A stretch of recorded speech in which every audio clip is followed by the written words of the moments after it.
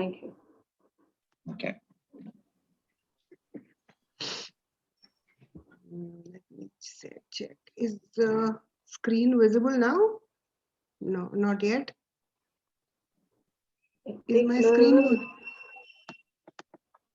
Not yet. It will be shortly, I think.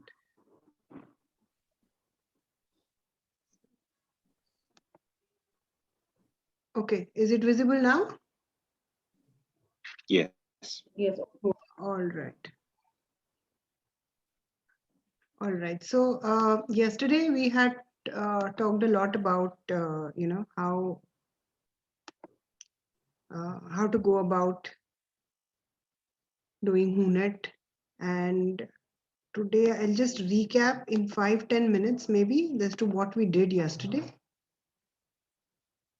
The sharing. Yeah. Now is my screen visible as a gray this thing? So first of all, when you launch the WHONET, this is the window that you see, this all gray, and we can create a new laboratory. This is what we learned yesterday. And the new laboratory will have the country name, which you can use as per whatever your country is. And then here, if you initially, you will see that it is only WHO, but later on you can change to any country that you are in. Say I change to India. Then the laboratory name, suppose I am working at MAMC, so I write MAMC here. The lab code is say MAM, and I use only the human interface because that's my clinical laboratory, and I am not bothered about animal, food, or environmental strains.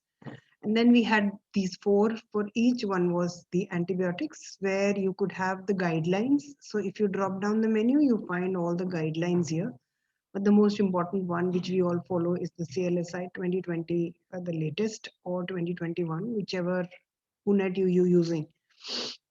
Then very often for some antibiotics, we use DISC. So for that, say I click aminoglycoside. So one way to bring it to my laboratory is to double click it. The other way is that I click this and I click this arrow in the center, then also it comes here. Whatever comes here is actually on the right hand side is actually my laboratory.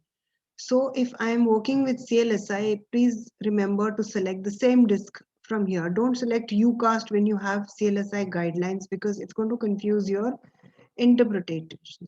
Now for certain organisms or certain drug bug combinations, you may require to use MIC. So switch over to MIC when you are planning to use MIC. Say, let's go to, everybody's favorite these days, that is colistin or vancomycin, for which confirmation is required by MIC. And although it says that colistin CLSI UCAS 10, the moment you click on it and it comes here, it becomes NM. That means the NCCLS center, which is there, which was earlier CLSI's old name, and M means MIC, D means this diffusion, and this is the potency of that disk, 30 or 10 or depending on. So this way you are able to click for that. Then again, for say e-test, suppose you're doing vancomycin e-test as well for all the isolates or for confirmation of vancomycin resistant enterococci. And then in that condition, you can click here vancomycin CLSI, and what you see will come as VAN NE. That means NCCLS. It is e-test. So all 4 types. You can print these also and keep for yours this thing. Now the other thing we learned about was to adjust the breakpoints, and I told you either they are general breakpoint or species specific. Do not interfere much with these breakpoints because they are already there. One thing which I did not maybe missed out was the expert interpretation rules. Expert interpretation rules are, say for MRSA, if Staph aureus, if cefoxitin is resistant, then most of the interpretation will change to beta-lactam antibiotics as being resistant, even if some drug has been reported sensitive in your data. So any ESBL producing isolate will be reported as resistant to some beta-lactam drugs. This non-susceptibility in certain organisms or inducible clindamycin resistance, then the isolate is presumed resistant based on the detection of inducible clindamycin resistance in Staph aureus. So these are the some expert rules. You can create your expert rules also. If you want to update the breakpoint, you can do that. If you download a WHONET 2022 next year and you want to update your breakpoints in your existing laboratory, you can do that by going on to the update portal. Now you click OK from here, and then again you click OK from here. The other thing we learned about was the panels, how to create panels for each. So this is the organism on the top, and this is how we create panels, because we've added only these 4 antibiotics. That is why all these 4 are coming. But say for amikacin, you want to keep it for, say, this, and colistin we don't want for GPCs. We want only for, say, gram negative, which are ICU isolates, not even in urine. We can click that. Then vancomycin e-test is required for enterococcus, so we click that. So this is how we create our panel. The other is the resistant profiles which are there. So you can create your own resistant profiles, whether you want Staphylococcus to be, you can edit them and create your profile. Because the number of antibiotics are so less, that is why you're not getting any profile. So I can bring that particular antibiotic here, and I can save the changes, and then any staph which is resistant to vancomycin will show as a resistant profile. And we do OK here. The other thing was location.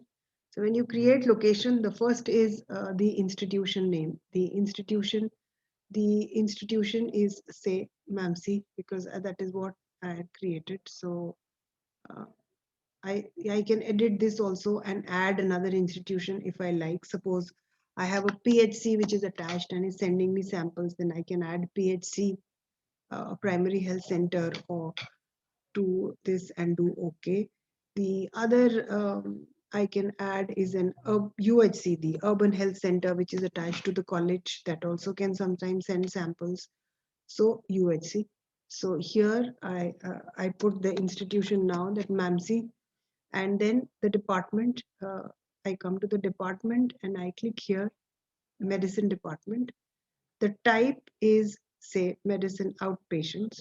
What code would I like to give? Medicine, I would like to give MED. And the location name is, say, it's an inpatient. So maybe I have a ward from 30 to 33 is medicine in MAMC. So I'll put 30 here, 33 here, then I put 32 here, and I again repeat the whole thing again. So this is again MAMC. So if you type this, it becomes red. So what you do is that you click it from here, then it remains like that. Code again, I will go with medicine, and the type again, say it is inpatient. Now I have ward number 16, which is a surgical ICU. So I write surge, and I write, take MAMC as an institution. Department is, say, surgery, and type here is, say, ICU. So this makes things a lot of easier for me to know which location is sending me the samples and where these reports are going, and how do I collect a data which is, say, a stratified antibiogram if I want to create. So whatever I will feed in here will be giving back to me. So if I'm expecting some OPD samples from UHC OPD, then they are usually, say, they usually come from, say, gynae, because it has a what do you call uh, the obstetrics and gynecology, and they're usually the OPD patients which are there, and the institute here is, say, UHC. I don't know why it's not coming. And the okay, this is the, so I can put it here as UHC. It's not able to detect the code because I have to define that code, and I write them as UHC. These are my location is under, this is under community medicine, so I write CM. So this is how I okay this information, and then we go on to the data fields where we were getting confused yesterday. These are the data fields which are there. Now, if I want to modify the list, I go to modify list, and I know that these are the standard ones. These are the clinical information ones which are there. And then we have, similarly, we have for microbiology. Few of them are for microbiology. beta-lactamase, or isolate inducible glinda, and so on. Specimen information, these are the fields. For patient information, these are the fields: age, country, location, field, occupation, patient origin. And if we want to find out about the clinical information, then date of admission, discharge, operation, diagnosis, clinical outcome, all these. You just play with your data. Whatever you bring it on this side, it will come. Suppose I want a diagnosis here, then the diagnosis comes here at the bottom. So anything I want to shift, I select this and I press this. Maybe for surgery patients, I want the date of operation also to come. So this is how I do that, and then I can also create a user defined list. Sometimes there are certain things which are missing. So I create a user defined list, then it will ask you what is the field that you're wanting. Suppose in the user defined list, I'm looking for AMP-C. So I put AMP-C, I describe what the AMP-C is here, and the length is usually kept at 10. So I put it here, and then it will also pick up the AMP-C when I feed it. So I do OK from here, and then the alerts. Uh, the warning is that the alerts should not be touched usually, because there are so many of them that there is no need to add. But sometimes something comes up which is new and it may not be here. So then you can do that. Now I'm going to cancel all this. The reason being, this is not a laboratory that I want to create. So otherwise you save everything. Then the other thing that we learned was, let's open the laboratory. So you see this is our departmental computer, and you see there is a MAMC AST, that is antimicrobial susceptibility lab. We have a virology laboratory, which we had initially used to dispatch results for COVID-19. And then these are the acigar and the glass come, and the WHO test hospital comes with the WHONET itself. So let me open the open laboratory tool, and you will find here the data entry. And so if I want to create a new data file, this is also which I covered yesterday. I create like this. So this is a name which is suggested by WHONET. I can change it if I want. Suppose I want a laboratory which has a name of, say MAMC 2021, October 2021, November 2021, I can do that. And the newer versions of 2020 onwards, WHONET have got this Twilight extension so that they're easy to import.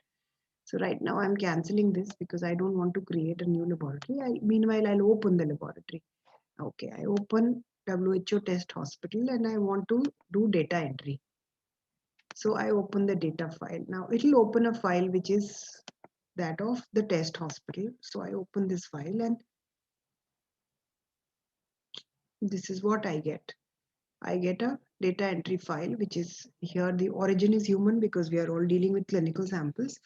And then we have an identification number, suppose 1, 2, 3, 4, 5. The first name is, say, Saxena. That's my name. Sorry, my first name is Sonal, Sonal. Second name is Saxena. So I put in here. I don't want to put in my this thing. I don't have this, but age category I can put it as adult. Location is, say, these are the ones which are given. But if I have, say, ward number 33, I can put it that. But this, let's put this Fourth East. Its institution is the test hospital. The rest of the things come on their own. The specimen number is, say, 5678. And the specimen type. If I click on specimen type, everything comes here. So say I put an aspirate here, or I put blood here. Okay, specimen date. Okay, I'll put in the date. Today's date is 23/11/21. Then I see now it becomes 23 November 2021. The reason is what it is. It is a follow-up. It is an unknown. It is another. It's routine screening. Maybe a patient is admitted and is requires routine screening. And the organism that I found, again, if I click on the organisms, a whole drop box opens. So say the organism is Acinetobacter. So if I put Acinetobacter, it automatically changes to nil fermenter. If I change to Enterococcus, the sensitivity automatically changes to Enterococcus because I've made a panel there. And this is the suggestive panel. Even though I did not make it, this is the suggestive panel which is there in WHO test hospital. I did not make this panel. It is already there in the test hospital. So very good for all of you to practice on this. So now I have, say, amoxiclavulinic acid is 15. Clindamycin, I go to clindamycin, it is say 22.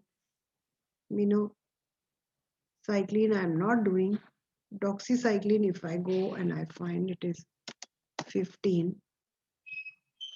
Ticoplanin again is say 22. So I go that and then I save. When I click on save the isolate, this is what I get. Either I save the isolate or I save the isolate and continue with the same specimen.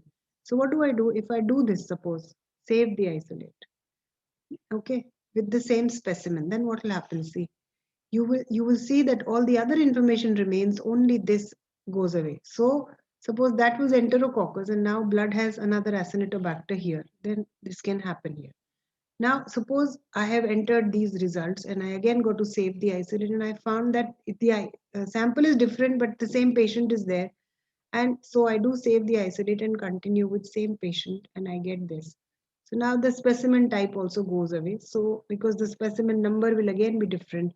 So I put say 978 as the specimen number and the type is say, okay, what was, let's put aspirate here. So again, I can do this entry. So this is how, the data analysis works. I don't want to save this isolate, so let's go. So now if you have any queries, please feel welcome to ask about. Otherwise, I will just go ahead with data analysis. Meher, what do you say? Yes, I think things are quite clear. And in fact, clearer than even yesterday. So I feel let's just see if somebody chats something. We'll wait for 30 seconds or so. Okay.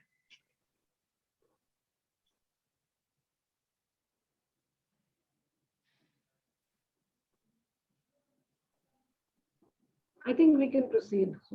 Okay, so then I will not take a PowerPoint, but I will start with data analysis, and the rest of the troubleshooting and everything can be taken up by Isabella, because I have a meeting in another 15 minutes. So when you click on data analysis, what actually happens is that it props up a window. Analysis type, that means what analysis you want to do.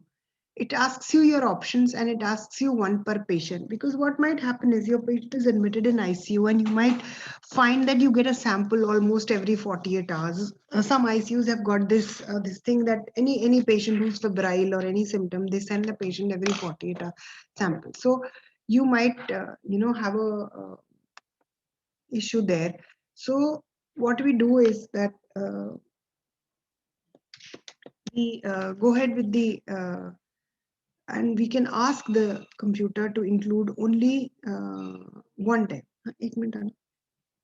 We can ask the computer to do only one type. That means it includes only one per patient. So this option tells you whether you can include only one isolate or you can include isolate from by patient or by time interval or resistant phenotype. That means it includes one isolate from each patient, either by the more resistant one or by the less resistant. नहीं, वो charger battery low हो गई है. Or by the by its the patient, that maybe only the first isolate will be entered, or I can use, just give me 2 seconds because this thing is running out of battery.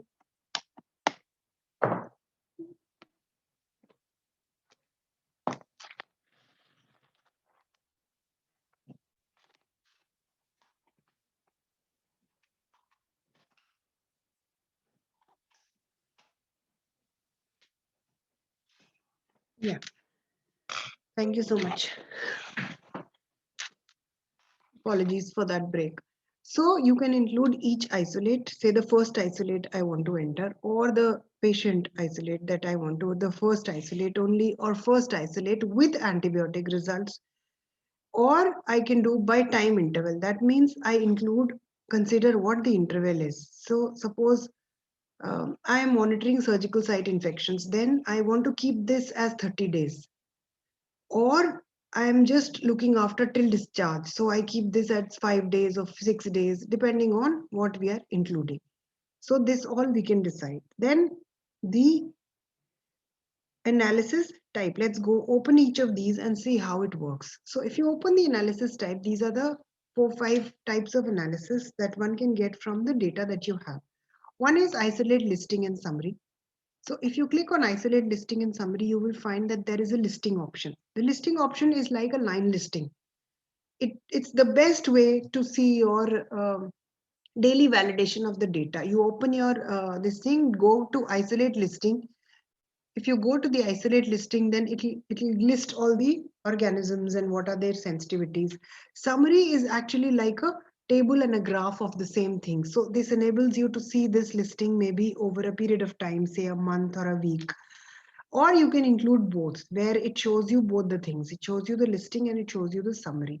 Then you can also stratify this on this right hand side. Now this is a very important tool which most of us forget.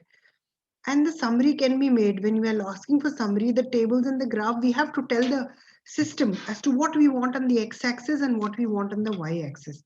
So what we do here is that we take on the rows, we take the organisms. Now and the columns will be your either your specimen date or laboratory. See, so many options are there here, but the best is to do it date. If you're doing it for a year, then you can go for year. Otherwise, it is for a month. You can do it for quarter, you can do it for days, whatever you feel like. And here you can stratify the location. For example, if you put here the location type, then when you analyze this data, it will be split into your ICU, IPD, and OPD. Okay, then the other thing is the percentage resistant test measurement. And again, the same story. You have tables and graphs. So if you include the summary here, then again, you can stratify here and write location type. That location type or specimen, this location type will again tell you as to what these organisms are. You can also study them by specimen type. Suppose you want to know the blood isolates versus the pus isolates, or the pus isolates or the blood isolates versus the urine isolates. So that also break up you will see in your bars which you see. The scatter plot, I had already told you how to create a scatter plot. One on x-axis you take one resistance and the other you take.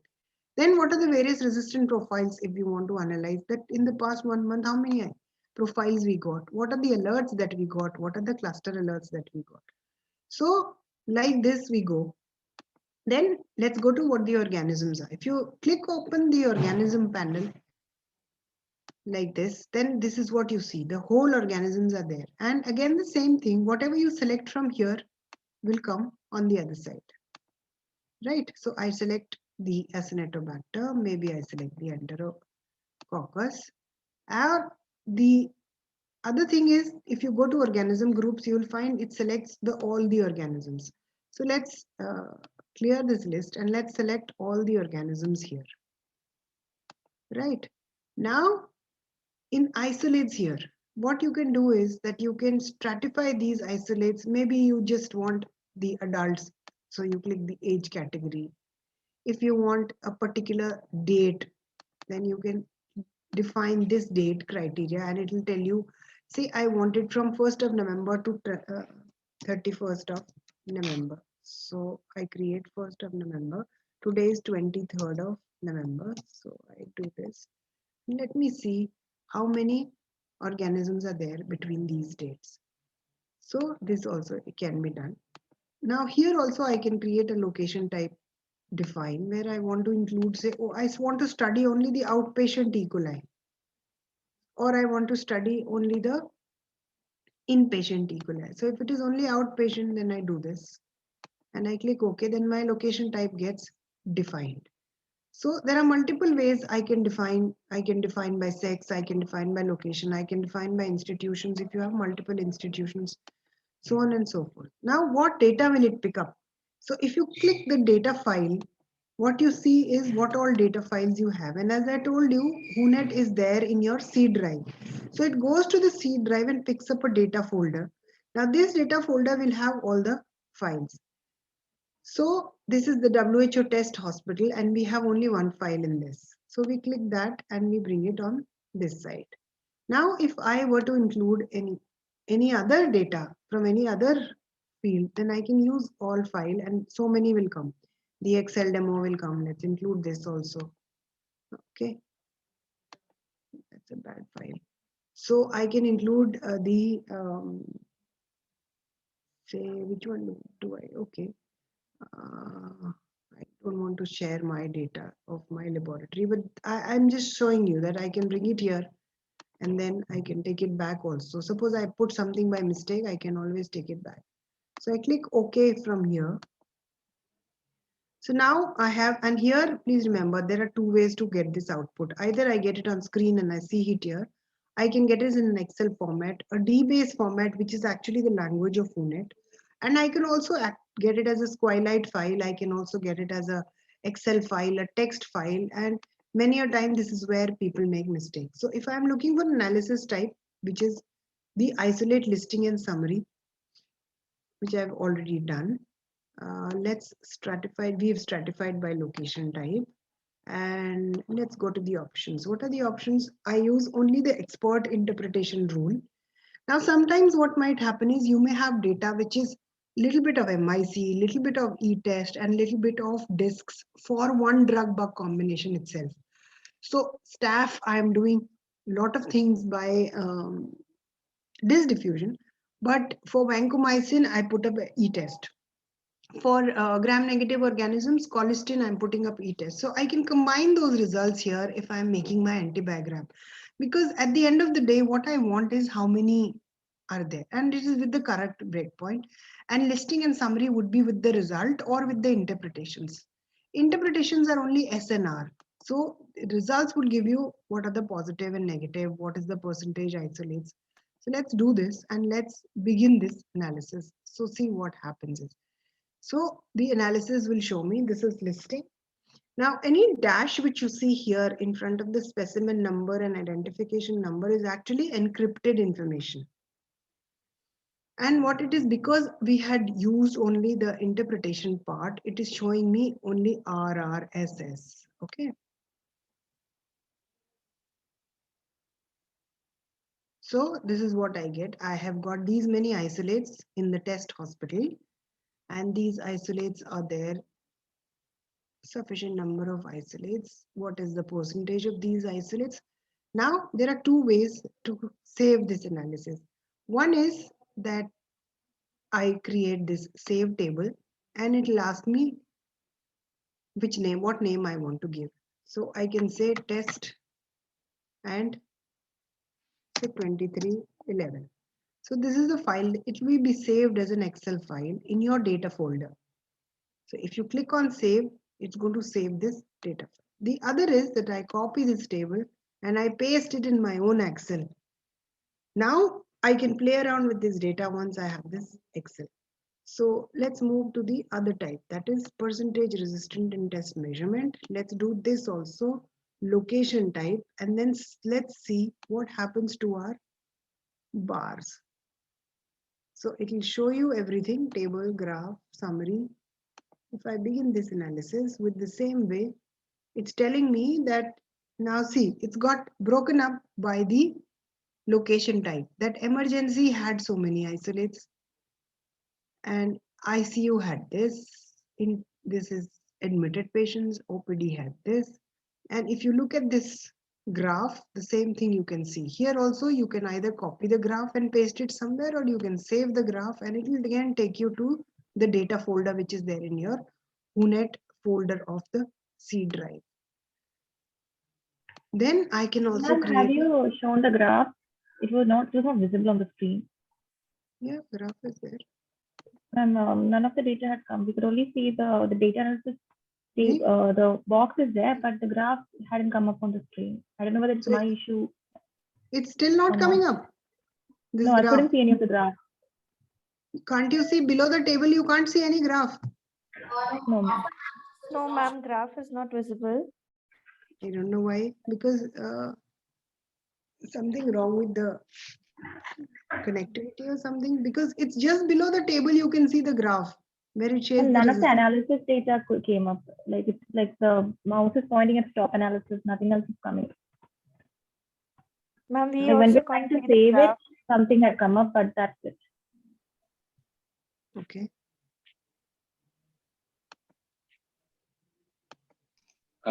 It might be when you get a prompt to share your screen, you must make sure that you share the entire screen. So what happens is that when you click on the thing to share the screen, I'm going to stop your sharing at the moment because I can't remember exactly what it is. But when you get when you click on share screen, then in the top left hand corner it will show you to share the entire screen, and you make sure that you select that and then click on share, because otherwise if you don't select that you'll only be sharing a window.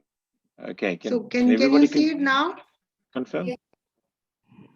Can you see them? Okay. Yes, Can you ma'am. see the table and the graph now? Now it's visible. Yes, ma'am. Oh, okay. Thank you, Ken. That was a lifesaver. All right, my pleasure.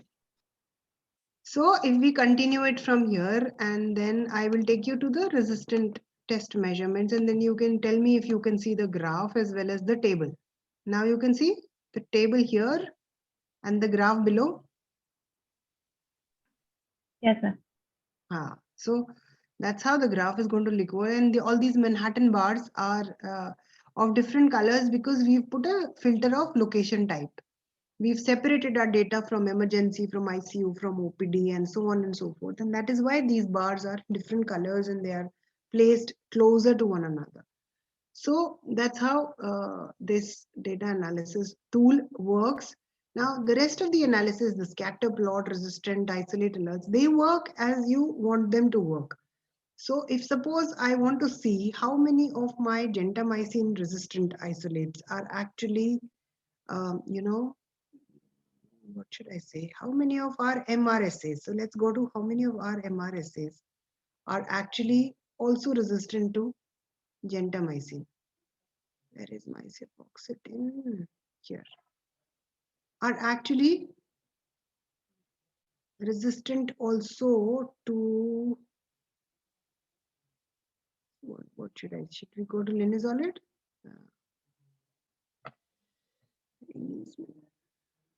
Okay. Okay, let's stick to gentamicin. And let's click OK. And we shift from here. Let's clear this list and we go down to Staph aureus. So after some time you will remember these codes and you will type in directly, but you can always scroll down and get your Staph aureus from actually here. So I will do OK and let me begin analysis. See, no isolate was tested for these two antibiotics. So what do we do now? That's why I was saying let's choose something which is okay. Let's check for erythromycin and let's see if this is creating some issue.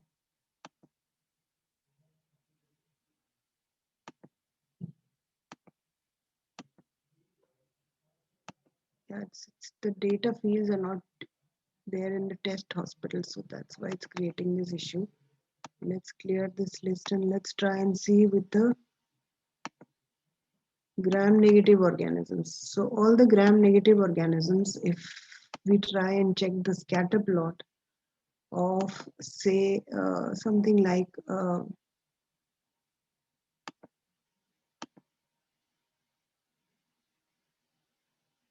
ampicillin on one side, and let's try and check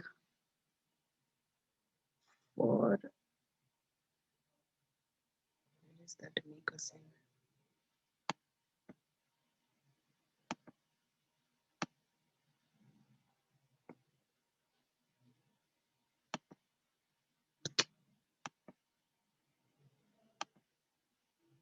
Let's try this.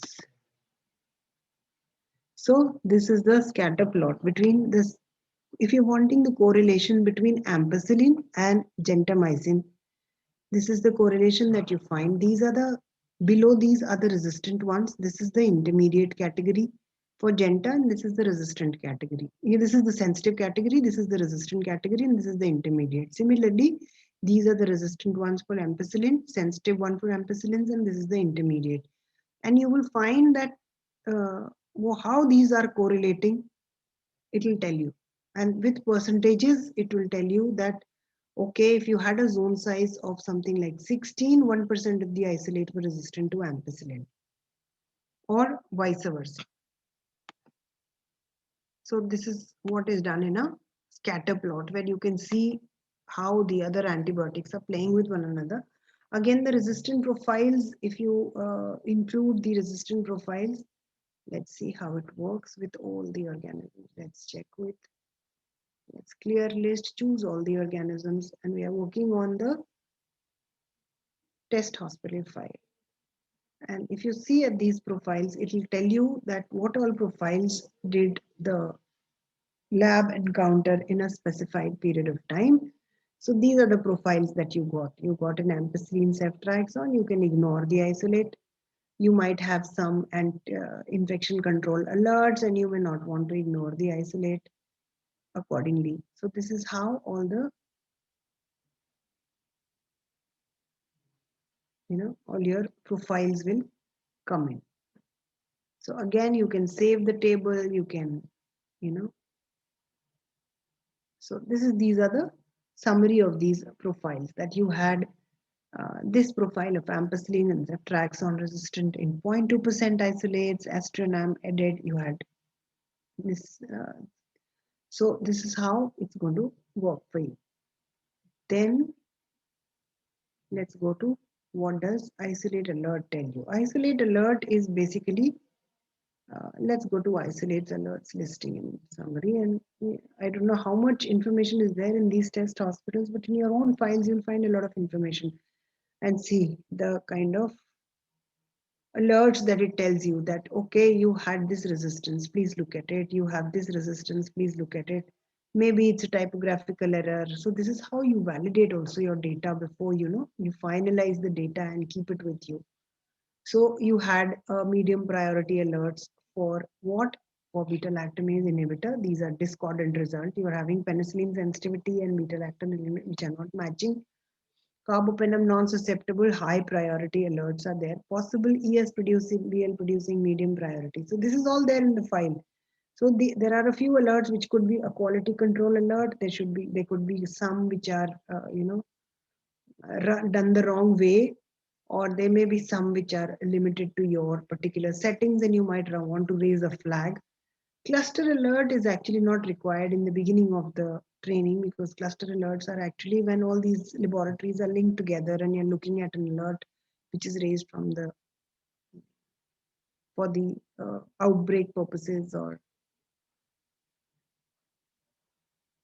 so this is how data analysis is done in the data analysis tool of WHONET.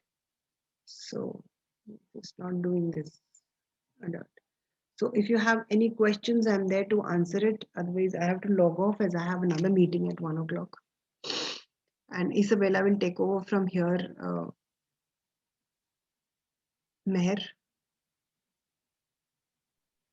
Thank you, Sonal. That I think worked well. We will try to do this ourselves so that we get the hang of it. But I think it was quite clear. There were, of course, the graphs which we could not see earlier, but now we could. So homework to be done. Any advice, further advice, Sonal, from your end before you sign off? No, it's just like your mail or your WhatsApp app. So just go ahead and do it. We never knew how to use computers, so we learned them on our own. So this is also something which the more you do it, the more you learn. True. So you say that you make your reports through WHONET. How exactly does that work? And can you send online reports?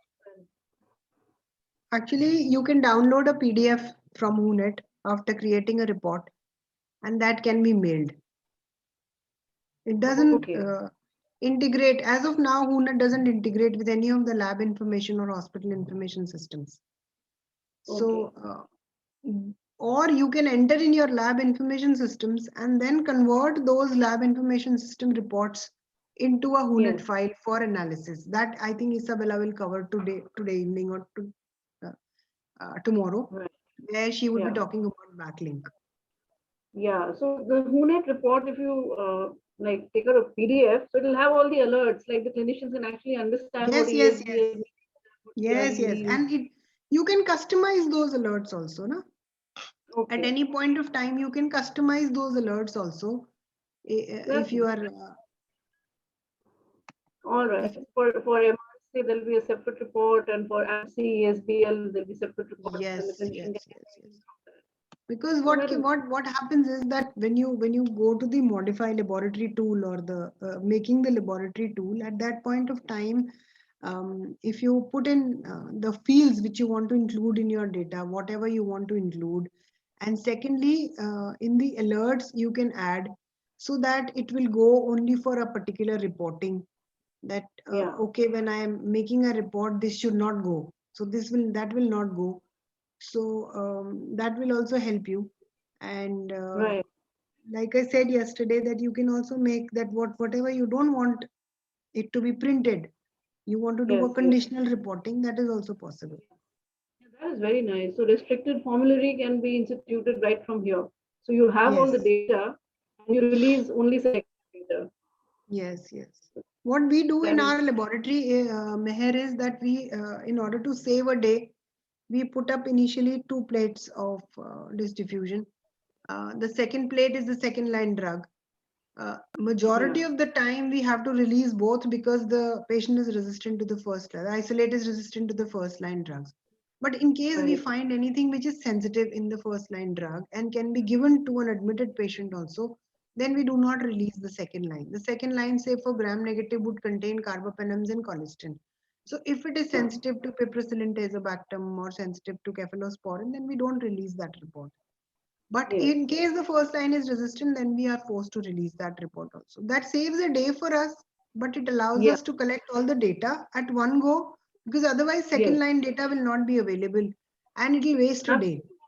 Earlier, what Absolutely. was happening was, earlier many laboratories I have come across in my network also, who were putting the second line only if the first line came negative, came Yeah. resistant. But that actually, for if you view it from the patient's point of view, it actually leads to loss of time. Absolutely. And our turnaround time anyway is so long, and I think it's criminal. So the best thing is to put up both and report as necessary. Yes. That is, I think, the way forward. Absolutely. Yeah. So thank you. Any questions from Dr. Sonal? That was an excellent session, and I think we should continue with diagnostic stewardship, as well as restricted formulary is a very good way of nudging the clinician into appropriate prescribing. As Sonal herself was telling us yesterday, that if there's daptomycin, they think that's the drug to choose, or linezolid is a drug to choose. So I think the onus of responsibility lies with the microbiologist to not release drugs which are not essential for that particular patient. And for that, of course, the doctor needs to give us the history so that we can do responsible reporting from our end, and they do responsible prescribing from their end. So thank you, Sonal. I think you have a busy day ahead. Thank Thank you. you to us. See you. We'll be seeing you tomorrow, Sonal, or is it going to be Isabella? I think tomorrow only Isabella is required. If I am required, just ping me, I'll join. All right, all right. So that means Because tomorrow goodbye. actually we have the Go Blue celebrations for AMR. So it's a little difficult for me to join. Today Oh, also we that's have a great. technical quality testing workshop for AST. So we are going to start that in a few minutes. Okay, so all the best, and thank Thank you. you, and goodbye to all of us. Bye bye. Thank you for a great Bye-bye. session. Thank Bye. you. Thank you, Dr. Sonal. Okay, bye-bye.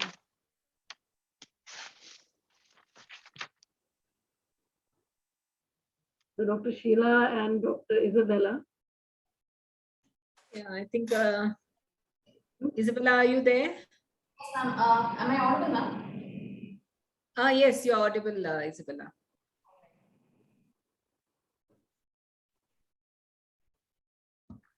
Should I go ahead with sharing my screen? Yes, Yeah, please. yeah, we can start off. Yes. I'm unable to share my screen now. Tell me again. Or oh, hang on. Okay. We need to make you Okay, a hold on. I'll co-host. make a co-host. Yeah. Oh, hold on a sec. Hold on. No, it's just disappeared. Okay. Isabella. Ma'am, it's ASH Vanagram. Oh, Yeah, you're on.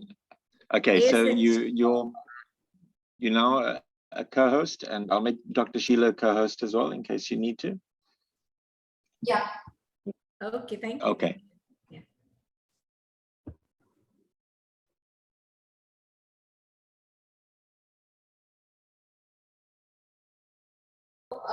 Can I go ahead, ma'am? I think my screen is visible now. Yes, Isabella, you can go ahead. Screen is visible. So, very good afternoon. So, I'll just be giving a brief presentation on the troubleshooting, which I have actually come across so far by using WHONET over the last few years. And of course, thank you, ma'am, for giving this opportunity. I thank Dr. Sheila, Dr. Meher for having me here today. And in the end of today's session, I will also have a small exercise for the participants to, practice. And then as they're doing it, side by side, they can also unmute and ask if they have any queries. So with that, I think the first and most important thing that we have to understand about is the diagnostic stewardship. So what are the things that we are not supposed to include in the data entry are, the first thing is we should not include colonizers because of course the whole antiviral will be biased and skewed. The data analysis will not be appropriate if we're going to include colonizers. So we have to first make sure that we don't include colonizers. And the next most important thing is if there is a isolate of doubtful significance, we should always ask for a repeat isolate or a repeat sample, and then we have to enter. And the third most important thing is that surveillance isolates should not be included. Even if it is going to be a number of isolates that we are going to generate or analyze, surveillance isolates should be excluded, like nasal swab screening or anything for MRSA screening or environmental surveillance isolates. These should not be included for analysis at all. Next most important thing is what are the troubleshooting that we may anticipate when we are doing an isolate entry. We can see an error like this, a compatibility issue. So for all the, now this was something which I came across. I was using the 2019 WHONET software, which most of the people who are already using the WHONET software might be having some other an older software. So we will always might encounter an error like this. And at that point in time, what we have to understand is that when I had this issue, I wrote I wanted to update it to a newer software, and I didn't know whether I lose off all my data, which I have entered from 2017. So that was the first query. So this is one very good help desk that we have. The WHONET help desk is very prompt. So I wrote to them. And to my surprise, the person who replied to my email was the co-director of the WHONET, the AMR surveillance network, Dr. John Stelling. So their reply is very prompt within 24 hours. Any of you, if you have any queries, you can always directly write to this email ID, and you will get a response within 24 hours, assured. So what they told was you have to update your software. So always remember the WHONET 2021. When you download this, you'll also get the backlink software along with it. So please update the WHONET to the 2021 software, because most of the issues that we encounter, especially the everything related to data entry analysis or the isolate alerts, and also the compatibility issues. For example, you have a Excel sheet that has to be converted to the WHONET recognizable format. It will not work if we are using an older software. So please update it. And as I said, after I updated my software, I went back to check whether I have my older isolates. To my surprise, yes, I had all the old data available. So you're not going to lose, if you're having a fear that you will lose your old data in case you update the software, you don't have to worry about it. So always keep your WHONET and backlink updated to 2020. A lot of issues have been sorted out in the 2021 software. So the best version to use right now is the 2021. Your older data will be available in the C drive. You can always use the newer software to analyze the older data. I hope that this makes sense. And also you have a DBase link. So this is the link of that, and you can always go here if you have any of these doubts. You can use this to rectify it. And the end, you will see that if you're using a WHONET 5.6, all right, even then we they advise to use a WHONET 2021 to resolve the compatibility problems. If at all you would like to continue using the same software, then you will have to follow certain instructions which they have already provided in this for us. So what I did not encounter this issue because my software update after 21 was working perfectly. So if you are able to update the software to 2021, please go ahead and do it. That will solve most of the issues with that. Next most important problem that you might encounter is during data entry. If you do a data entry, so this will be your WHONET, this is the WHONET screen, and when you're doing a data entry, you have to go to the C drive, click on WHONET, click on data. I wanted to do entry for November, so I went to 2021. Now what you see here is a blank screen. This might occur, don't have to fret about it. What you can do is you go to the drop box and select all files. Right. So in case, I repeat, in case when you're doing a data entry, if you find that in your data screen, if there are no files available, go here, next to the filing, you have a drop box. In that, you go to all files. Once I click on that, I got all my data files. So this is one other issue that also got rectified, and it's easy to do also. So make sure that whenever you're doing a data analysis, you choose all files here. And then whichever one you want to click, for example, this is 2021. This was my October. This is for September. So always make sure that you do data entry once a month. So it should be January, February, March, because most hospitals will anyway generate a monthly antibiogram. It is wise to separate out your monthly data like this, and you can analyze. Like for example, I want to analyze 3 months data. Any 3 month data, I can choose an analysis. So it's always wise to store it as a monthly data. And then you click on open. When you click on that, you will go to a screen like this. And one thing that you have to understand is whenever you're doing a data entry, you can also enter for parasites. So ma'am was telling you how to complete the data entry. Here in the antibiotic panel, you should just understand that you can enter mycobacteria, anaerobes, parasites. Of course, we are not going to use this for data analysis for your antibiogram. But what you can do is, if in case you want to know what are the parasites you've isolated in your lab for the last 1 year, you can do that if you have entered it here. So for the whole year, you will get your list of parasites that you have isolated, which month you have isolated. Did you have a cluster of a particular parasite in this month? And you can compare your previous year data with this year. For example, if I want to compare 2018, how many parasites were there? If I want to know whether the number of parasites that I have isolated in 2020 is less, then you can always compare. So this is one feature that is also available. It's not just for bacteria.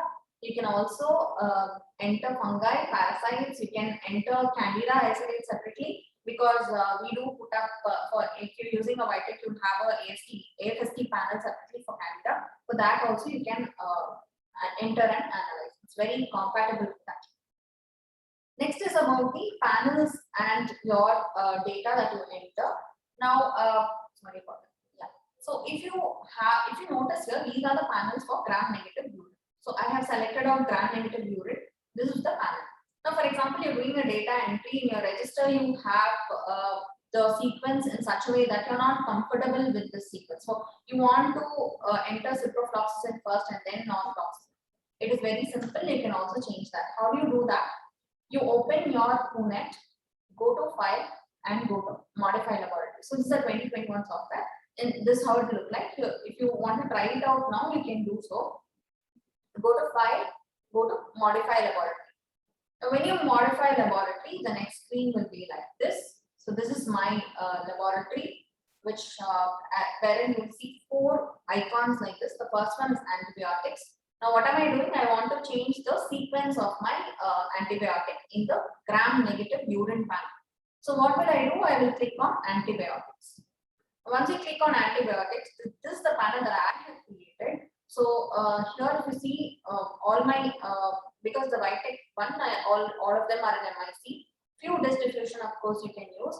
And this is my gram-negative urine panel. What do I have here? I have amikacin, amoxiclav, astrinum, cefixim, ceftriaxone. So this is the sequence which WHONET gives you. But you want to change the sequence so that it is your register has it in a particular format where you have first beta lactams, then you have your first generation cephalosporins, then you have second generation cephalosporins, and so on. Then you have your beta lactamase inhibitor combination. You can also rearrange it in that way to make your data entry very easy. How do you do that? Click on antibiotic sequence. Once you click on antibiotic sequence, you'll get a panel like this. So I wanted to change the gram-negative urine. So go to gram-negative urine and click on that. So once you click on that, you will see a whole list of panels that you have created in the screen for your gram-negative urine. In that, now what did I want to do? I wanted to bring ciprofloxacin before norfloxacin. So you click on ciprofloxacin, click move up. You can move up, you can move down, you can change the whole sequence however you want.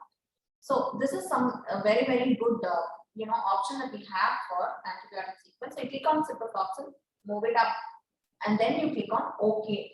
And then you'll come back to the screen, click OK and save it. After you save it, you go back to the data entry, try to enter the isolate. Now can you see the sequence has changed? So this is how you change your antibiotic sequence. You can, if I want, cotrimoxazole to come first, this genta, this amic. If I want them to move last, you go back to the antibiotic sequence, move it up or down as and how you like.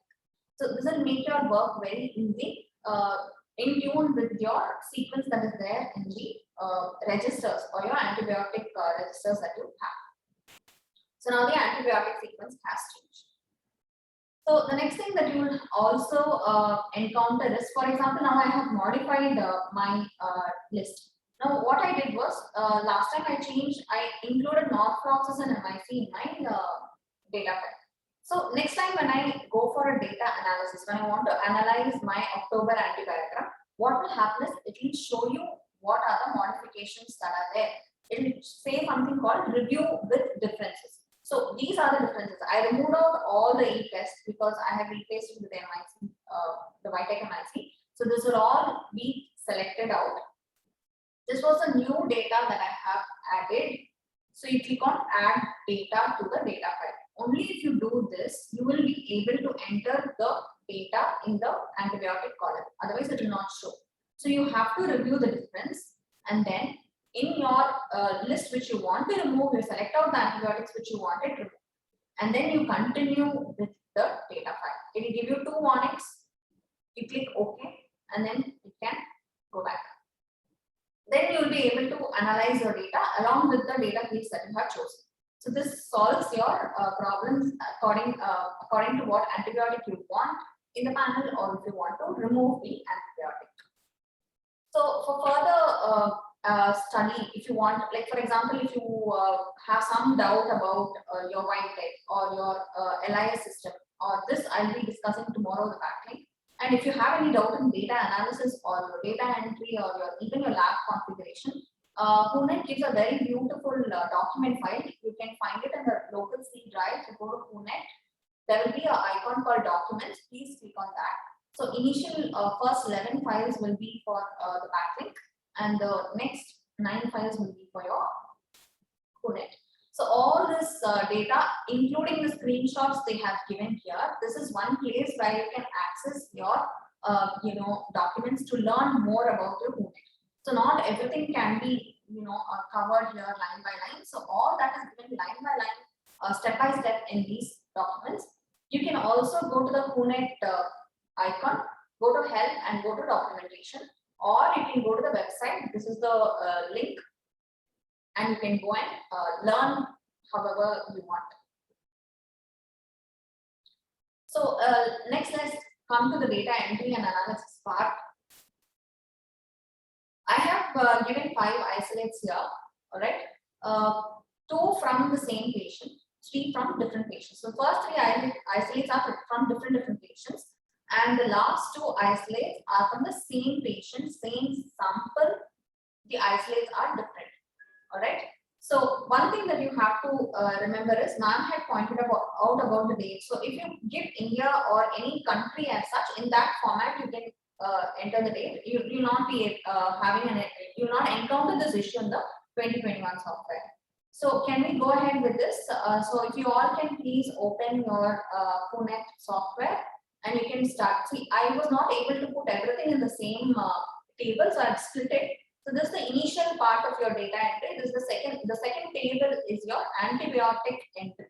So and here, if you remember, yeah, for staff or yes, you have to remember that it can be an MRSA or an MSSA. So specifically, I have given two. In your phenotypic alert, you can always select suboption screening positive or negative for that. So please start with the data entry, and if you have any doubts, you can unmute yourself and ask. So can we start entering the first one, the first isolate?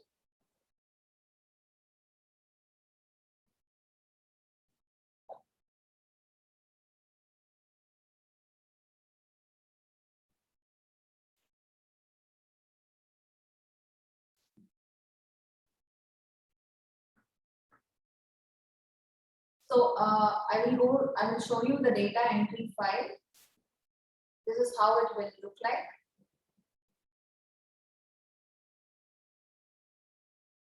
So this page, go to this page and start entering the identification number, the name, your patient details here, the location here. Yeah, I'll project the table for you again. You can start entering.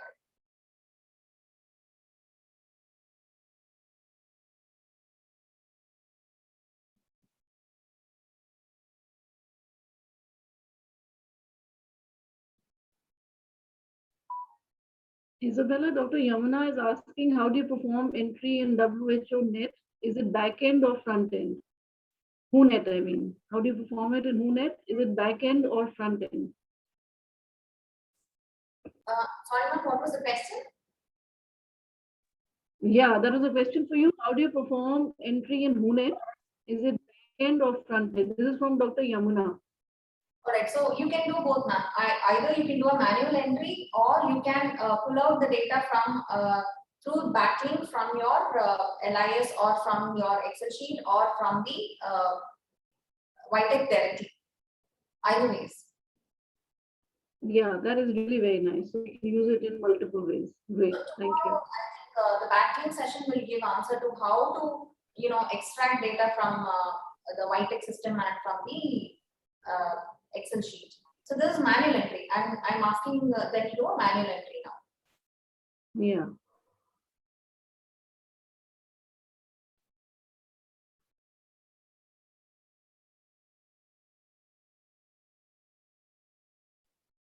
Is anyone finding problem in entering?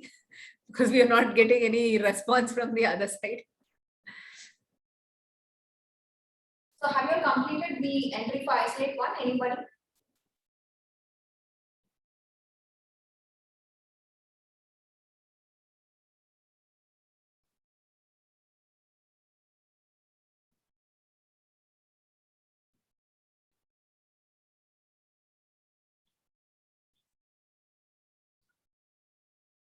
I think ma'am, I try to project my WHONET screen from my laptop. Okay. And if somebody does have a problem, please do feel free to speak up. Yeah, I mean, we're all newcomers here, so please don't feel any hesitation.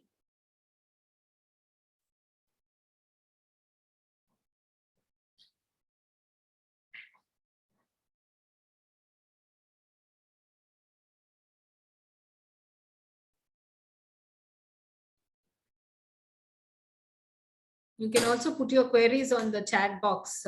That also can be done so that we can reply.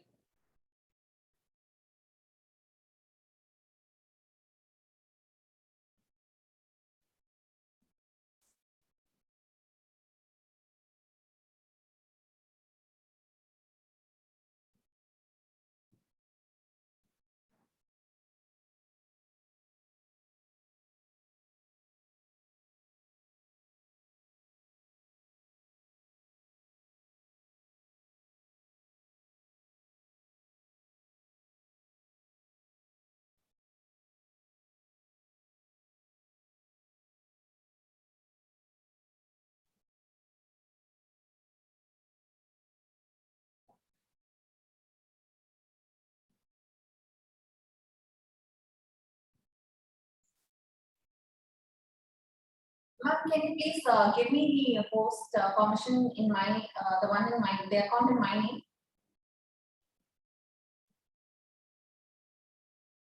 Because that's in my laptop. Yeah, sure. Ken, will you please give Isabella permission? Isabella.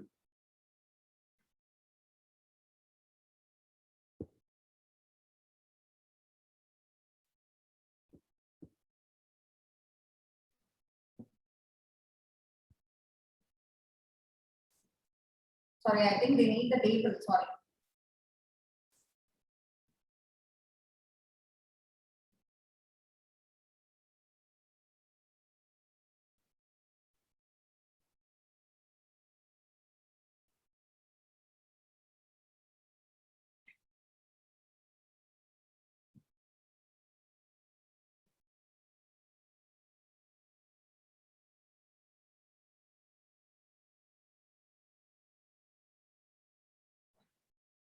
So the first row will be isolate 1, and here also the first row will be isolate 1.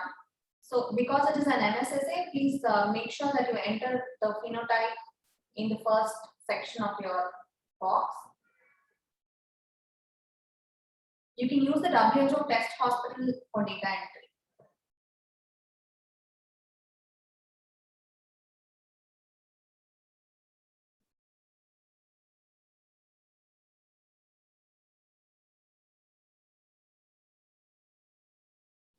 So this is the name of the patient. So the second isolate will be patient B. The second row here will be the isolate of patient. Isabella, I think we can't see your screen. So maybe you'll have to share the whole screen maybe. And if you want, should I get you host this thing for Isabella Princess as well? I mean, would that help?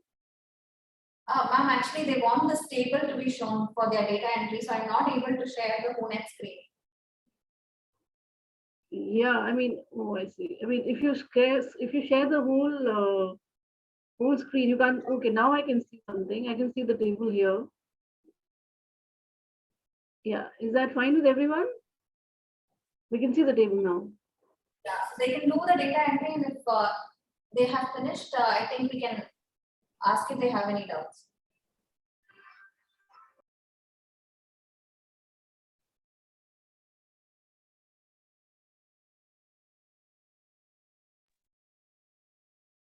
Any doubts, please, or we proceed? If you don't see any message in the chat box, it means that we proceed.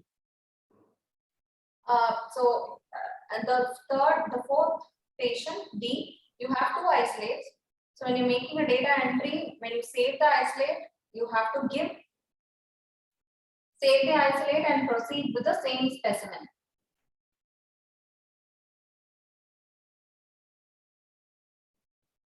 And in your carbapenemase, you have to make sure that because this is CRE, you put a plus or a minus. So you put a plus where it shows carbapenemase.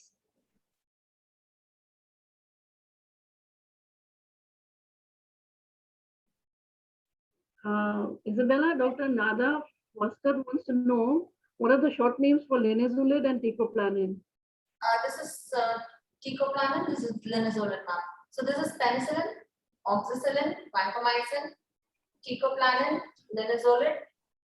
Then these are all the gram positive one. Then from here starts the gram negative for the C and norfloxacin, ceftriaxone, cefepime, imipenem, meropenem, ertapenem, and colistin. What she wants to know is in WHONET. In WHONET, one moment.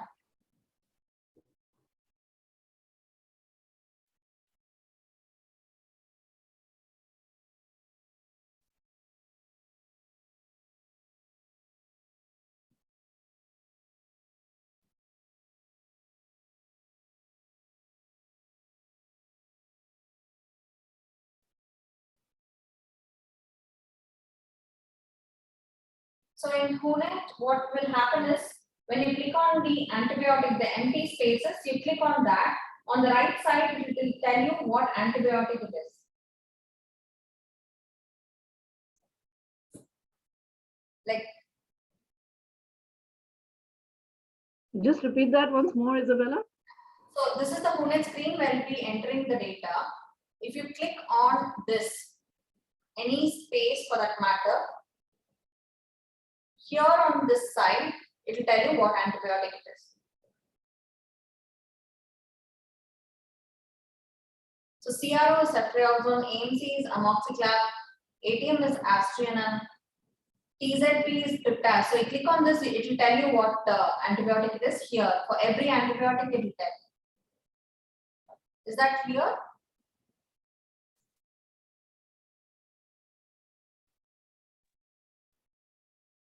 Yes, I suppose so. We can't see your screen. That's the whole problem. So now we can see your PowerPoint changing, but otherwise you can see your WHONET screen. So, but I think it should be clear. Yeah, so basically, because they wanted the table, ma'am, I am not able to share the WHONET screen. I know. That's okay. So should I show the WHONET screen now, ma'am, and pause this for a second? Yeah. And then I think, Isabella, maybe now that they have gone through this, you show the WHONET screen. okay.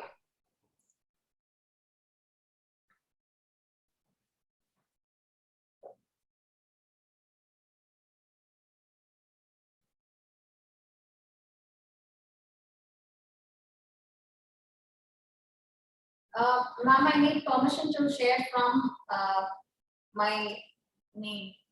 I have not got the permission. Okay, you should have it. Isabella Princess, this one. Isabella, the Oh. Isabella one. Yeah, Isabella Princess. I can't see it on my. It is in green, DI.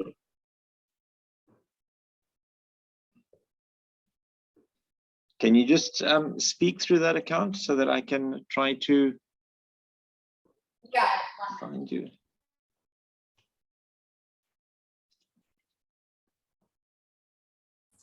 So can you hear me now?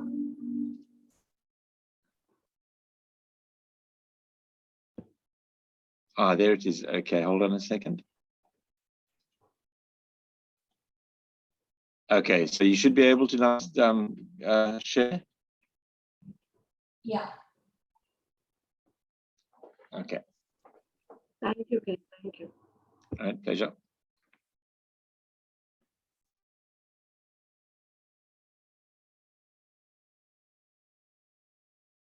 Yeah, so I'll start entering for one patient. Just let me know if you have any doubts. Ma'am, am I audible? Can I go ahead? Yes, Isabella. So ID number, for example, 345, you can just tab to come to the next row. You don't have to keep going and clicking each blank space. You can just tab. So the next one is the name. So here we put A, and then we go to male, for example, it's a 23-year-old, and a location of my wards, which I have described back here. So just for example, it is a C1 ward, and specimen number, for example, I say blood 123. Date is 12.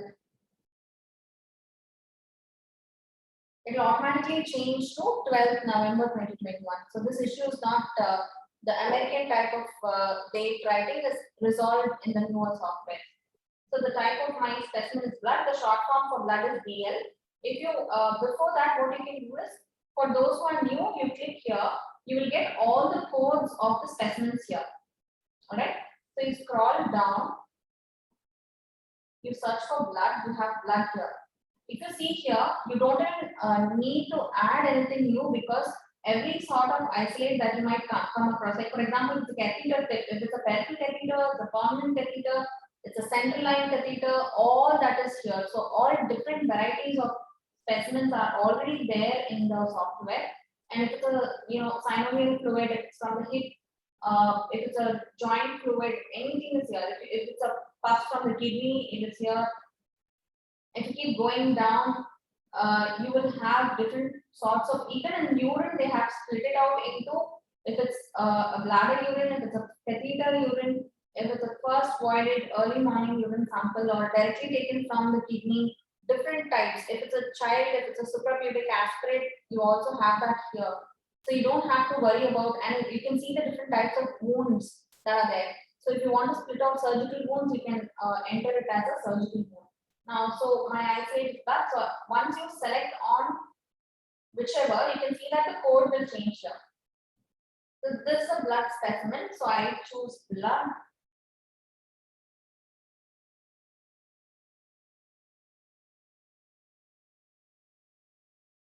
You can see that the code here has changed as BL. So once we become familiar, you can directly type in the code. You go to organism, our isolate was Staphylococcus aureus. The code for Staphylococcus aureus is SAU, but it's fine. We won't be able to remember everything. If you, this is just a list, and then you have an extended list. This is short list. If you change it to extended, you will get an extended list like this. Okay, so you have multiple species. All the newly isolated, so as I said, fungi are also there. So you have amphibia, and then you have parasites. Everything is here. Even the different serotypes of salmonella are there. Shigella, all that is here. So you don't have to worry about finding an isolate. So now we want Staphylococcus aureus. So we go to Staphylococcus aureus, subspecies aureus. Now it's an MSSA. So what we do is we come here. You can see the code. You say it's positive or negative. If it is if your suboxygen screening is positive, you put positive here. If it is negative, you put negative here. Sorry. So if it's because this is an MSSA, it is negative. If your inducible clindam from the same isolate, sorry. If your inducible clindamycin for the same isolate is positive, please mention it. So it is automatically come to Staphylococcus.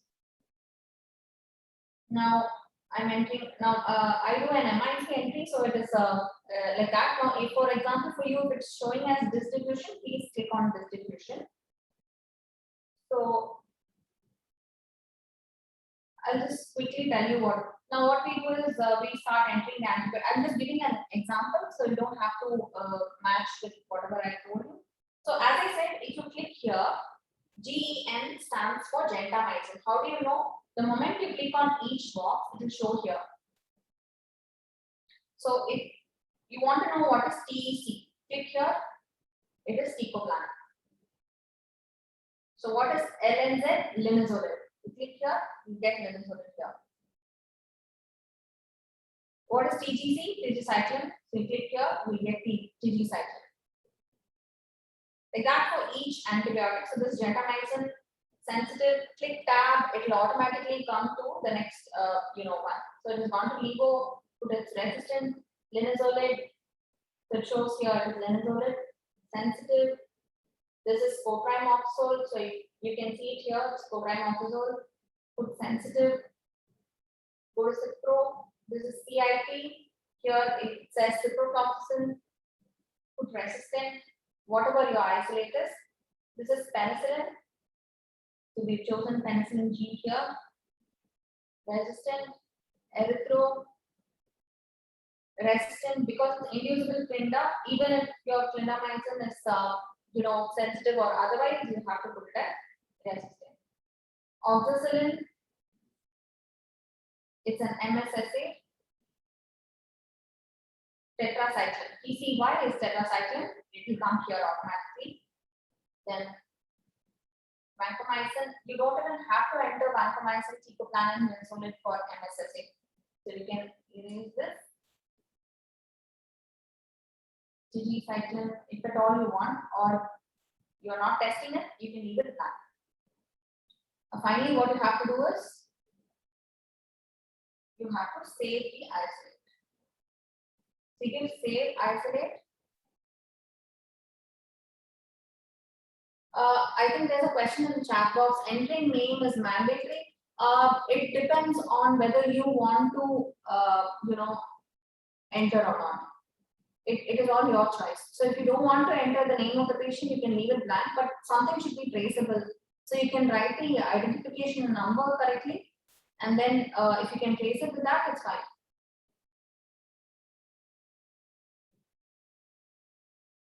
So then you give, if you want to write the MIC value, you can write here 0.5, it will interpret for you as sensitive. So this is the interpretation. So cotrimoxazole, you put, for example, if it's less than equal to, how do you enter? You put a lesser sign, an equal to sign, 2. That's it. Automatically it will interpret. So for example, I'll show you a new one, Vancomycin. Vancomycin, if, for example, your MIC is 0.5, alright? So you put 0.5. When you go to the next antibiotic, automatically your sensitive will come here. So your teicoplanin MIC is, for example, if it's less than equal to 0.5, how do you do that? So you can see the symbol here, right? Less, equal. You can't enter less than equal to, you just put less, equal, 0.5. Go to the next one, automatically it will come as sensitive. This is how you do the data entry. So finally, after you have finished, saving, you can save the isolate. I'm not saving this into my isolate, so you just click on save isolate, and then or you don't want to save this isolate, you made some mistake, it's fine. You can press clear. If you press clear, it will give you a warning. Do you want to clear the current information? You can put yes or no. If you want to clear the whole information, just say yes. And everything is clear, do not get saved. So we can come back from the beginning. This is how your screen will look like. Your WHONET screen. File. Or directly go to data entry. If you already have a data file, go to open data file. As I said, go to all files, 2021, this month, and click OK. You get this screen.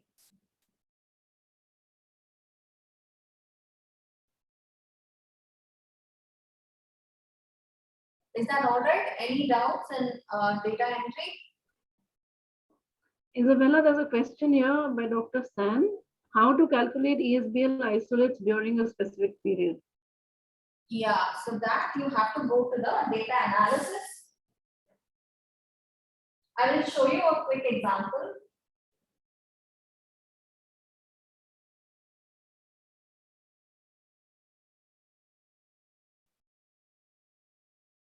Now, you want to analyze the data. You want to know the ESBL. So go to data analysis. Click on data analysis. Analysis type. You just want to know the number of ESBLs. So what you do is you go to isolate listing and summary.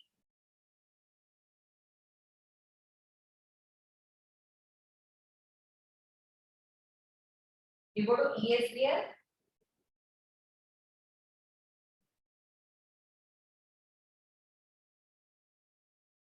Now E. coli, you wanted E. coli ESBL, so select E. coli, do OK. Isolates, you wanted ESBL positive, so go to ESBL, define criteria. You wanted ESBL positive, so push it here to this box and include. If you don't click on include, you will not get it. So if you want to exclude something, you can also press on exclude, but for beginning, you just put as positive include, OK, give OK.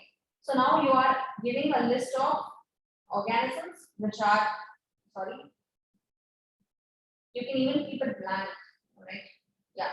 So you have isolates, you've chosen your organism, you have defined what type of analysis you want. So data file, WHONET,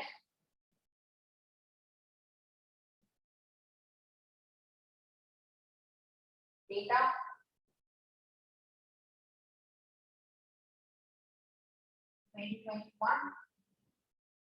select all files.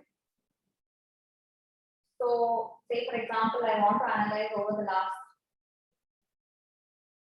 4 months. Bring everything to this side. Whatever file you're choosing should be brought to the side. Give OK. Begin analysis. That's it. Then you get a list of all your isolates which are ESBL positive. Now, I've written the patient details. I'm not going to begin analysis. It will just give you a table, so you don't have to worry about that. So because the patient details are there right now, I'm not running the analysis. So I hope this has cleared out your doubt. Is that okay?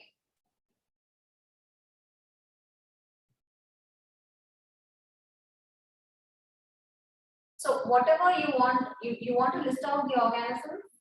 You select which organism you want. You want to include, like for example, you want all ESBL producing enterobacteria. So go to here, remove this, go to organism groups, select all enterobacteria. Now all your ESBL producing enterobacteria will be analyzed if you do this. And then ESBL positive. This is your time frame which you have described, and then begin analysis. For example, you want all carbapenemase producing enterobacteria. Go to isolates. Here all criteria. Now we are looking at carbapenemase positive, carbapenem resistant, defined criteria, positive. Include it. Okay. Give OK and start your analysis. Like this, you can do for MRSA, you can do for VRE, you can do for anything. Am I clear?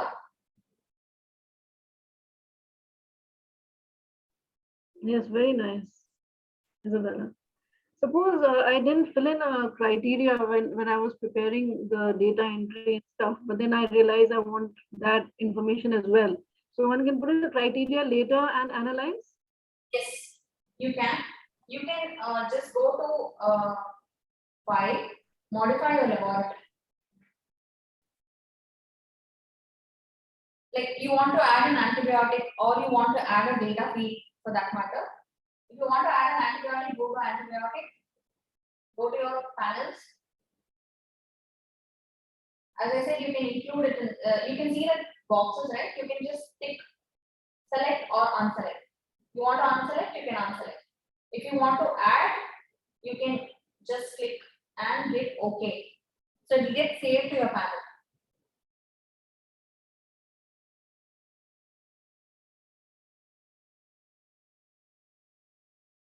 And whatever change you make, please make sure that you click on save.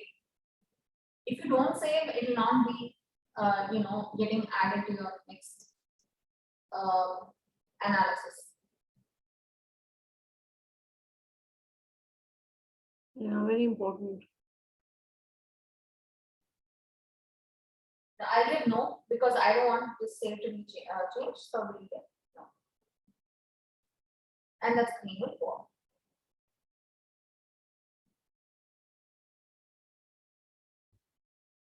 So any other queries or Hello, Isabella. I'm Sujita speaking. Hello, am I audible, Isabella? yes, ma'am, go ahead. Yeah, we have here in our hospital, we use two types of analysis. Like for gram negatives, we use distribution as well as we use MIC. MIC is done for colistin alone. So here in that case, when you're doing the entry, can we do both the types of entry together? Yes, ma'am, definitely. I'll tell you how. So whenever you're configuring your lab, you have to make sure that you have included that in your panel. So what you do is, if you are not able to see that in the data entry, I'll show you for data entry. I want to enter, say for example, like how you said, I'll tell you in simple like format. So I'll show you first how it looks like and how it will look like after you save it. You go to 2021.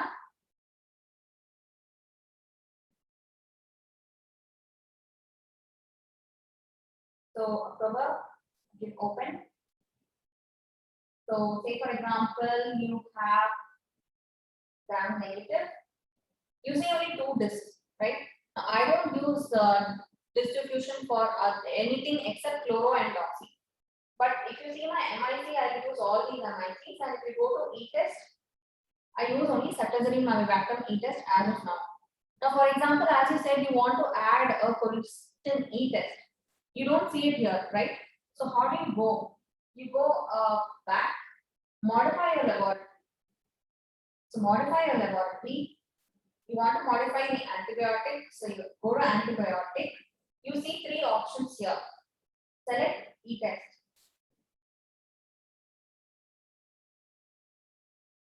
Go to colistin. Now, colistin E-test, I don't know whether the interpretation will be here because it's not a right method for doing. We'll choose some other. For example, tigecycline. I'll give you an example of tigecycline. You have tigecycline E-test. So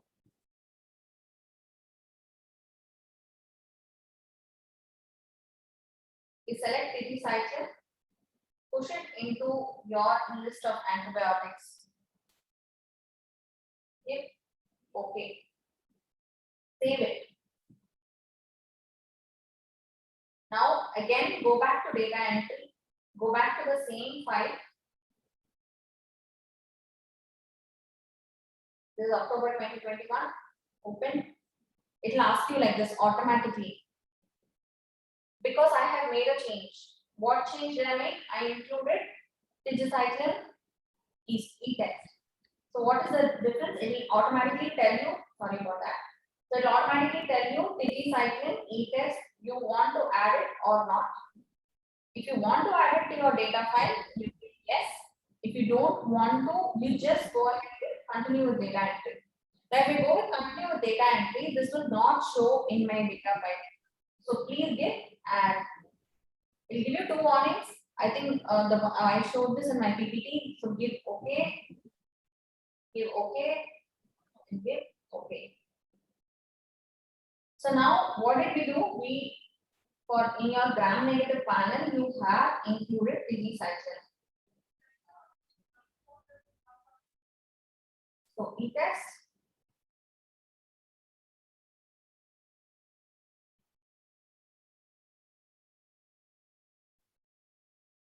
You get tigecycline. Is that clear, ma'am? Yes, Isabella, very clearly explained. Thank you so much. Thank you. Nice presentation. Good. So I have not included it in my panel of gram-negative. I just included in general antibiotic pool. So it will not show in my gram-negative panel. It will show in my all antibiotics. So you go to all antibiotics, it will your MIC, your E-test, everything will show. So you can enter it. Okay. Thank you. Thank you so much, Isabella. If you want it specific for a gram-negative panel for tigecycline E-test, you can go to modify laboratory, antibiotics, go to profiles, panels. Panels. So you have tigecycline E-test. Because it was added last, it is showing last. If you click on gram-negative, it will come. You give OK, you give OK, you save it, go back to data entry, open data file, 2021, all files. We are entering in October. So where did we add? We added it in gram-negative. We added the E-test. Now can you see tigecycline? Yes. So this is how you Yes. have to practice it. Okay, Isabella. Thank you so much.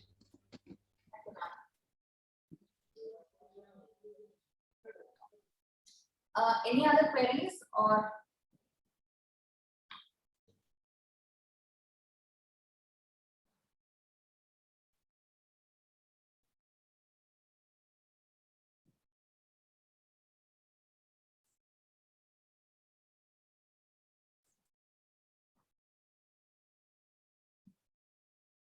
Are there any other queries from the participants?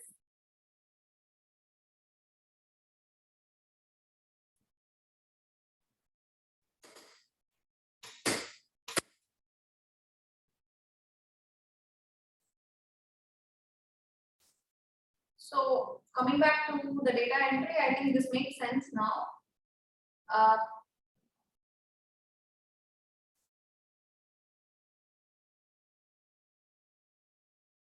So have you completed this?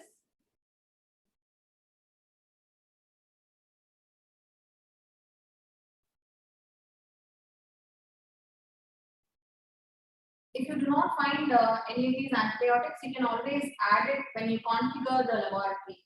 So that is the only solution. So you can add any antibiotic, you can remove any antibiotic as and how you want.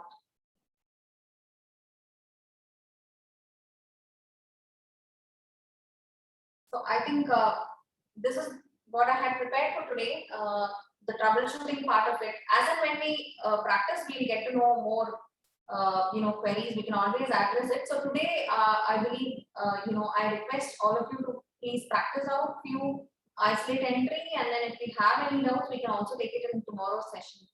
Ma'am, over to you. I think there are no queries from their side. Thank you so much, Isabella.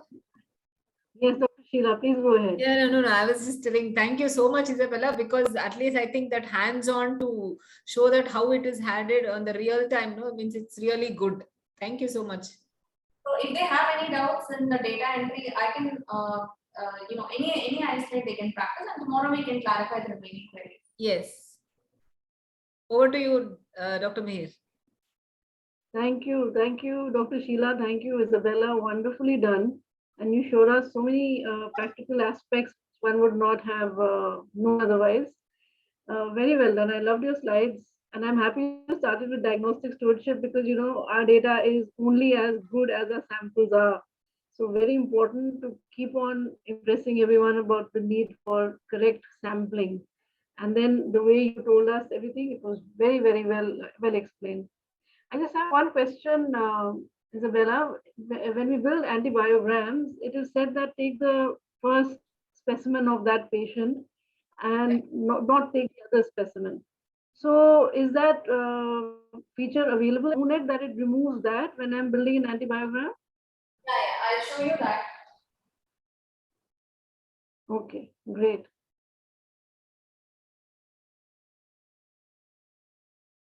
So can you see my WHONET screen? So you Yes. go to data analysis.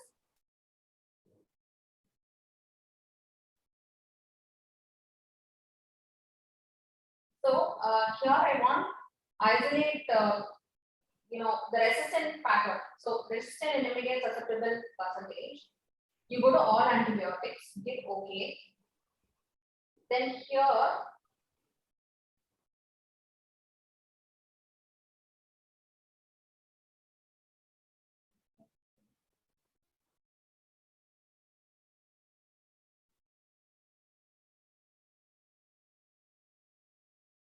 organisms. So for example, you want all gram negatives.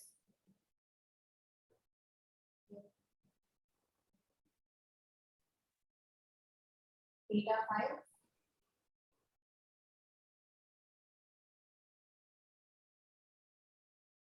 For example, I want to analyze September or say January.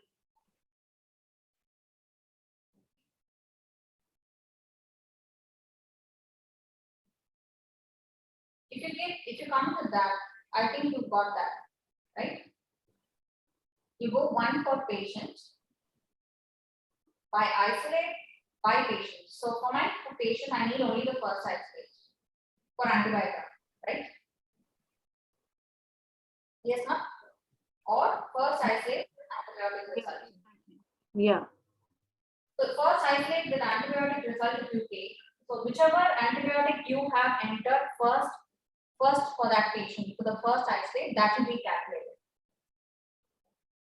Okay, great. And then you begin your analysis. That's all. Yeah, that's again a very big advantage. So it can screen out all the others and you get the first one. Great. Isolate of all the patients. Okay, splendid. So you told us very good practical applications on how to shift antibiotics, because indeed everybody has their own set of, the chronology of antibiotics. So very well explained, I think, and very good session. Dr.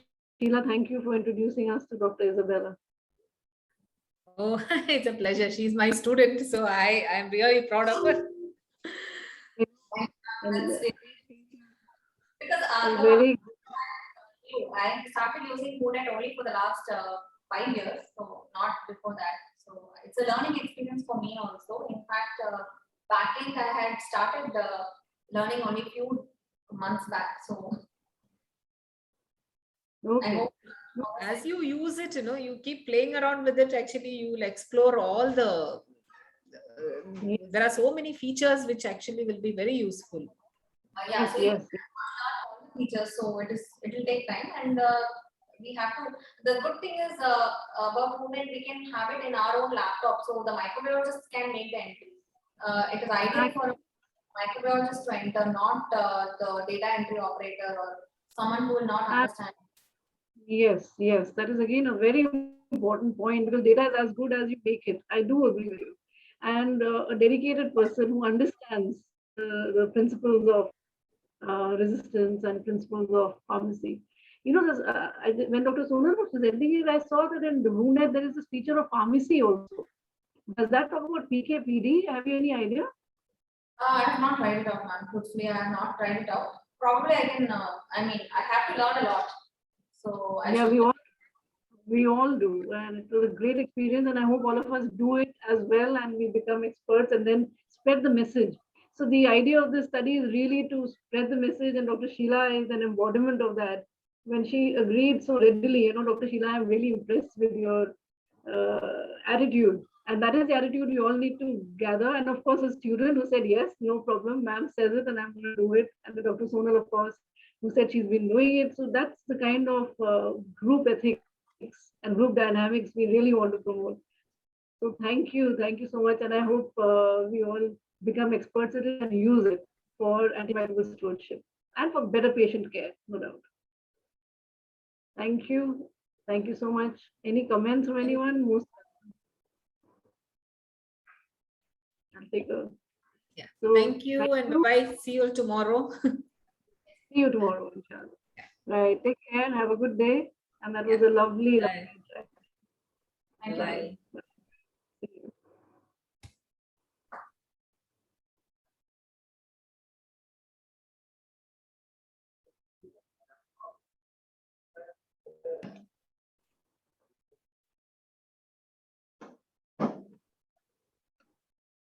Dr. Sujita, Okay, where are yeah, you from? Yeah, just I want to ask Dr. Sujita if she's still here, where she's from. I don't think she's here. So right, we'll finish it here. Thank you. Thank you. Okay, again. so I'll stop the recording and then make it available for you when I've got it. Okay. Okay. Yes, Dr. Sujita. Where are you from?